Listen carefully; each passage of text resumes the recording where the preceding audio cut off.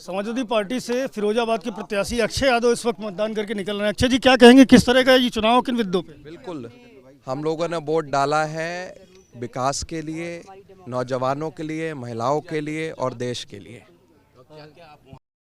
ना है वो दलित का, पिछड़े का आरक्षण छीन करके मुस्लिमों को दे देगी अगर वो सरकार में आती है तो। देखिए, भाजपा को हम लोग पिछले 7 साल से उत्तर प्रदेश में, 10 साल से देश में देख रहे हैं, और जिस तरीके से उन्होंने आरक्षण को ख़त्म करा, नौकरी निकलती नहीं है, कॉन्ट्रैक्ट बेसिस पे नौकरी निकाल रहे हैं, तो ये पता साफ साफ चलता है कि भाजपा ने जो आरक्षण है वो छीनने का काम करा है, ना कि। और हम लोगों ने तो हमेशा आरक्षण के पक्ष में रहे हैं, और जब नई सरकार बनेगी, जो आरक्षण पूरे नहीं हो पा रहे उनको भी पूरा करने का काम कराएंगे। वो ये कह रहे हैं कि अगर हमें आरक्षण खत्म ही कर देना होता तो 10 साल से हम सरकार में थे, बहुमत में थे। 10 साल से खत्म कर रखा है, नौकरी निकालते ही नहीं है तो आरक्षण देना नहीं पड़ेगा, एक तरीके से खत्म ही कर रखा है। क्या प्रोफेसर साहब एक बार दिखाइए दर्शकों को। इस बार कई सारी बातें कही जा रही हैं। मुख्यमंत्री योगी आदित्यनाथ कह रहे हैं राम भक्तों और रामद्रोहियों के बीच चुनाव है। जब आदमी हारने लगता है तो बौखला जाता है, और बौखलाहट में जो बात आती है उसमें कोई सेंस नहीं होता, सारी बातें सेंसलेस होती हैं। सन्निपात की स्थिति में पहुंच गए बीजेपी के नेता। उनके मुंह से क्या निकलेगा, क्या उसका अर्थ होता है, उसको खुद ही समझते हैं। आज पूरा सैफई परिवार मैदान में है चुनाव के, क्या कहेंगे? सारे लोग चुनाव जीतने जा रहे हैं, बहुत बड़े मार्जिन से जीतने जा रहे हैं। डिम्पल पहले से ज़्यादा लगभग 5 लाख के मार्जिन से जीतेगी, नोट कर लीजिए।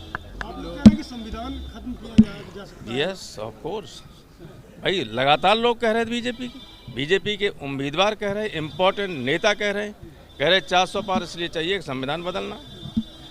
और सतीश गौतम अलीगढ़ से हैं, आपने देखा होगा वीडियो, उनकी चुनावी सभा में उनकी बहुत बड़ी नेत्री क्या कह रही थी कि संविधान बदलना इसलिए ज़रूरी है कि जो लोग हमारी जूतियां साफ करते थे वो हमारे बराबर बैठने लगे।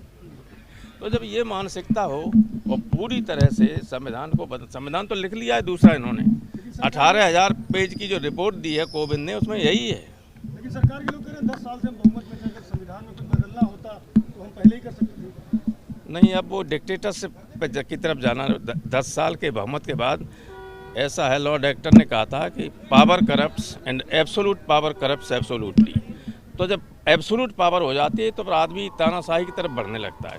हिटलर भी जनता के द्वारा चुन के आया था और संविधान में संशोधन करके वो तानाशाह बन गया था, दुनिया जानती है। उसी रास्ते पे ये चल रहा है।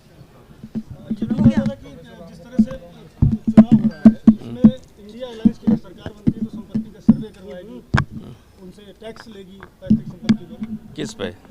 पैतृक संपत्ति पर टैक्स लगेगा। अरे यार, ये मूर्खता की बातें लोग कर रहे हैं, क्यों इन बातों में फंसते हो तुम? मुलायम सिंह यादव के छोटे भाई अभय राम यादव इस वक्त मतदान करने जा रहे हैं, क्या कहेंगे दादा, क्या मन में है, मुद्दे क्या लेके जा रहे हैं? तो जीतने की है, लेकिन वोट डाले होते तब अच्छा, किस तरह का माहौल देख रहे हैं? पहली बार नेताजी के ना रहने पे चुनाव हो रहा है।